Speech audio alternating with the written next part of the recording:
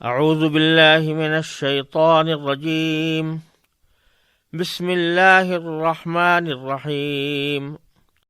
ومن لم يستطع منكم طولا أن ينكح المحصنات المؤمنات فمما ملكت أيمانكم من فتياتكم المؤمنات والله أعلم بإيمانكم بعضكم من بعض فانكحوهن بإذن أهلهن وآتوهن أجورهن بالمعروف محصنات غير مسافحات ولا متخذات أخدان فإذا أحصن فإن أتين بفاحشة فعليهن نصف ما على المحصنات من العذاب ذلك لمن خشي العنة منكم وأن تصبروا خير لكم والله غفور رحيم يريد الله ليبين لكم ويهديكم سنن الذين من قبلكم ويتوب عليكم والله عليم حكيم والله يريد أن يتوب عليكم ويريد الذين يتبعون الشهوات أن تميلوا ميلا عظيما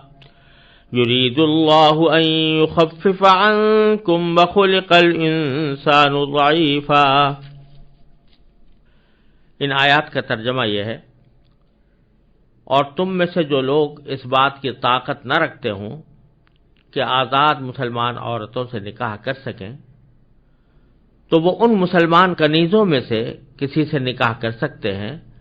جو تمہاری ملکیت میں ہوں، اور اللہ کو تمہارے ایمان کی پوری حالت معلوم ہے، تم سب آپس میں ایک جیسے ہو، لہذا ان کنیزوں سے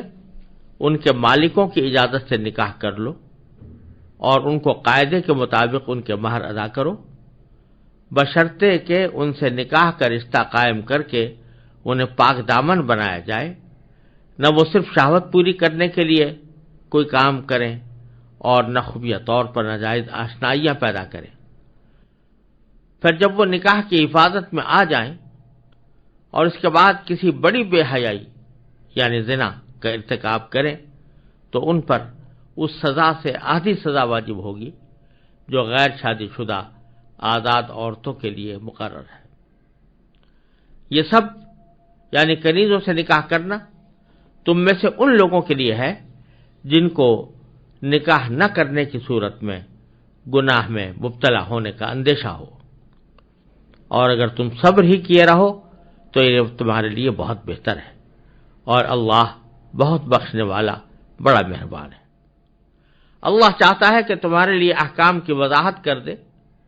اور جو نیک لوگ تم سے پہلے گزرے ہیں تم کو ان کے طور طریقوں پر لے آئے اور تم پر رحمت کے ساتھ توجہ فرمائے، اور اللہ ہر بات کا جاننے والا بھی ہے، حکمت والا بھی۔ اللہ تو چاہتا ہے کہ تمہاری طرف توجہ کرے، اور جو لوگ نفسانی خواہشات کے پیچھے لگے ہوئے ہیں وہ چاہتے ہیں کہ تم راہ راست سے ہٹ کر بہت دور جا پڑو۔ اللہ چاہتا ہے کہ تمہارے ساتھ آسانی کا معاملہ کرے، اور انسان کمزور پیدا ہوا ہے۔ ان آیات کریمہ میں اللہ تبارک و تعالی نے کنیزوں کے ساتھ نکاح کا حکم بیان فرمایا ہے۔ پچھلی آیات میں آزاد خواتین سے نکاح کا ذکر تھا، اور ان آیات میں کنیزوں باندیوں کے ساتھ نکاح کا ذکر ہے۔ یہاں یہ سمجھ لینا چاہیے کہ یہ اس وقت کی بات ہے جب کہ کنیزیں اور غلام معاشرے کے اندر بہت کثرت سے موجود تھے، اور شرعی طور پر ان کو کنیز اور غلام تسلیم کیا گیا تھا۔ عام طور سے جہاد کے نتیجے میں جو جنگی قیدی آتے تھے ان کو بعض اوقات فدیہ لے کر چھوڑا جاتا تھا، بعض اوقات ویسے ہی احسان کر کے چھوڑا جاتا تھا، بعض اوقات غلام بنا لیا جاتا تھا، اور اس کی بھی اجازت تھی کہ اگر کسی قیدی سے امام یہ محسوس کرے کہ اس سے بڑے فتنے کا اندیشہ ہے تو اس کو قتل کی بھی اجازت تھی۔ تو اس وقت ساری دنیا میں غلاموں اور کنیزوں کا نظام چل رہا تھا، مسلمانوں کے معاشرے کے اندر بھی موجود تھا۔ تو اس وقت میں اللہ تبارک و تعالی نے فرمایا کہ عام طور سے یہ ہوتا ہے کہ آزاد جو عورتیں ہوتی ہیں ان کا مہر زیادہ ہوتا ہے، ان کے مطالبات زیادہ ہوتے ہیں، ان پر خرچ زیادہ کرنا پڑتا ہے، اور کنیزوں کے ساتھ نکاح کرنے میں اتنے مطالبات نہیں ہوتے تھے، اتنا بڑا مہر، اتنا بڑا خرچہ ان کے اوپر نہیں کرنا پڑتا تھا. تو جو لوگ کہ آزاد عورتوں سے نکاح سے یہ طاقت نہ رکھتے وہ کنیزوں سے نکاح کر لیتے تھے. لیکن کنیزوں سے نکاح کرنے کے سلسلے میں یہ بات معروف تھی اور شریعت نے بھی اس کو تسلیم کیا تھا کہ چونکہ کنیز پر پہلا حق اس کے مولا کا یعنی اس کے آقا کا ہوتا ہے، اس کے مالک کا، لہذا اگر کسی کنیز کی شادی ہو جائے یعنی وہ آقا کسی اور سے اس کی نکاح کر دے تو اس سے نکاح کرنے کے نتیجے میں اگر کوئی اولاد پیدا ہو تو وہ اولاد بھی کنیز کے مالک کی ملکیت میں آ جاتی تھی، یعنی وہ بھی غلام ہو جاتی تھی. تو اگر کوئی شخص آزاد آدمی ہے اور وہ کسی کنیز سے نکاح کرتا ہے تو اس کے اندر یہ خطرہ موجود تھا کہ اس کے پاس جب اولاد ہو تو اولاد اس کے غلام بنے. اس لیے یہ ان آیات کریمہ میں اللہ تبارک و تعالی نے یہ فرمایا ہے کہ ایک آزاد آدمی کو کسی کنیز کے ساتھ نکاح کرنے کی عام حالات میں ضرورت نہ ہونی چاہیے. اس کی کوشش یہ ہونی چاہیے کہ آزاد ہی عورتوں سے نکاح کرے. لیکن اگر کسی میں اتنی طاقت نہیں ہے کہ آزاد عورتوں سے نکاح کرے تو بے شک کر لے. لیکن ساتھ ہی یہ بھی فرمایا آخر میں جا کر کہ یہ اس وقت کرے جب اندیشہ ہو کہ مجھے آزاد عورتوں سے نکاح کرنے کی تو طاقت نہیں اور کنیزوں کے ساتھ کرنے میں اپنی اولاد کو غلام بنانے کا اندیشہ ہے. تو اس کی وجہ سے آدمی یہ سوچے کہ اگر میں گناہ میں مبتلا ہو گیا، اگر میں نے نکاح نہ کیا اور اس کی وجہ سے گناہ میں مبتلا ہو گیا تو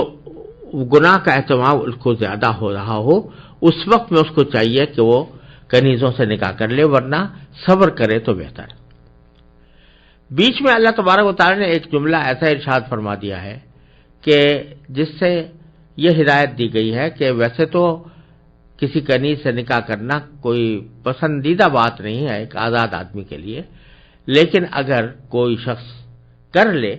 تو پھر یہ نہ سمجھے کہ چونکہ میری بیوی کنیز ہے اور وہ کم درجہ ہے تو اس کے ساتھ معاملہ وہ ظلم و ستم کا کرے یا اس کو اپنے سے کمتر حقیر سمجھے اور کمتر حقیر سمجھ کر اس کے ساتھ ویسا ہی سلوک کرے. کیونکہ نکاح جو ہوا ہے وہ تو در حقیقت ایمانی رشتے سے ہوا ہے اور ایمانی رشتے سے وہ تمہیں کوئی پتہ نہیں کہ ہو سکتا ہے کہ وہ عورت ہی ایمانی رشتے سے زیادہ طاقتور ہو اللہ تعالیٰ کے ہاں اور تم اس کے مقابلے میں کمزور ہو. اور جہاں تک تعلق ہے نسبی افضلیت کا تو آخر میں جا کر تو سب ایک ہی ماں باپ کے بیٹے ہیں، حضرت آدم و حوا علیہ السلام. یہ فرما رہے ہیں اللہ تبارک و تعالیٰ پہلی آیت کریمہ میں کہ وَمَن لَّمْ يَسْتَطِعْ مِنكُمْ طَوْلًا أَن يَنكِحَ الْمُحْصَنَاتِ، تم میں سے جو لوگ اس بات کی طاقت نہ رکھتے ہوں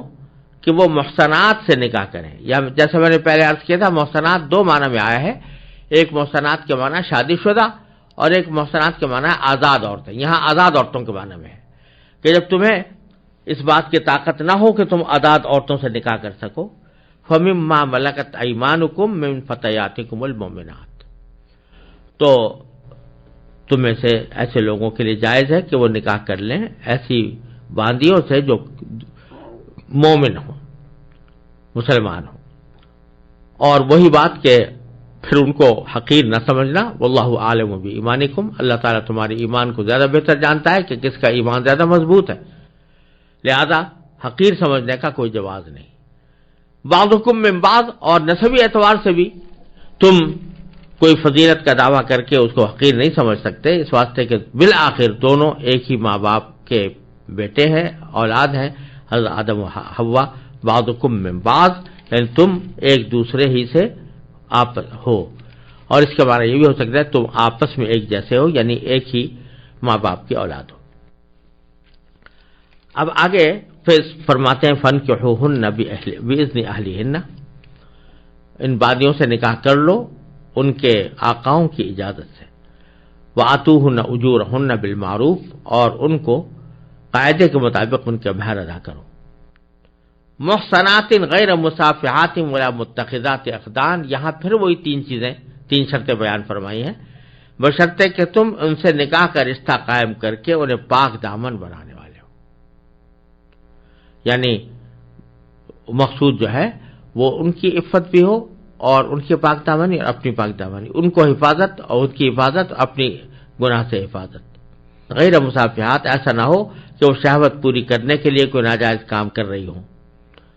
اور ولا متخذات اخدان، اور نہ خود یہ خفیہ طور پر ناجائز آشنائیاں پیدا کرتے ہوئے یہ کام کریں۔ یہی بات عرض فرما دی گئی کہ مقصود نکاح کا یہ ہے کہ عفت حاصل ہو، اور اس کے مقابلے میں خفیہ تعلقات رکھنا اور ناجائز آشنائیاں پیدا کرنا یہ ایک مومن کا کام نہیں ہے، اور کنیزوں کو بھی اس سے بچانا ضروری ہے۔ ذالک لمن خشی العنۃ منکم، یہ حکم، یہ سارے احکام اس کے لیے ہے جو تم میں سے گناہ میں مبتلا ہونے کا اندیشہ رکھتا ہو، یعنی اس کو اسے فکر ہو کہ اگر میں نکاح میں نے نہ کیا، آزاد عورت سے تو کر نہیں پا رہا ہوں کیونکہ اس کی استطاعت نہیں ہے، کنیز سے کر سکتا تھا لیکن اس میں یہ خرابی ہے کہ اگر اولاد ہوئی تو وہ اولاد اس کنیز کے آقا کی غلام ہوگی، لہذا نکاح کا راستہ تو بظاہر مسدود نظر آتا ہے۔ اب اندیشہ اس بات کا ہے کہ جب نکاح کا راستہ مسدود ہو گیا تو میں کسی گناہ میں مبتلا ہو کر اپنی ضرورت پوری کروں۔ ایسے موقع پر اللہ تعالیٰ فرماتے ہیں کہ جب گناہ کا اندیشہ ہو تو پھر یہ جو دوسری بات ہے، یعنی اپنی اولاد کو غلام بنا دینا، یہ کوئی ایسی بات نہیں ہے کہ جس کی وجہ سے آدمی گناہ میں مبتلا ہو، لہذا اس صورت میں تم باندیوں سے نکاح کر لو، اور اس بات کی فکر نہ کرو کہ اولاد غلام ہوگی، کہ اولاد اگر غلام بھی ہو گئی، اور غلام کے احکام بھی شریعت میں بھائیوں جیسے ہوتے ہیں، اس واسطے اس سے نہ ڈرو اور اپنے گناہ سے اپنے آپ کو بچا کر نکاح کا راستہ اختیار کر لو۔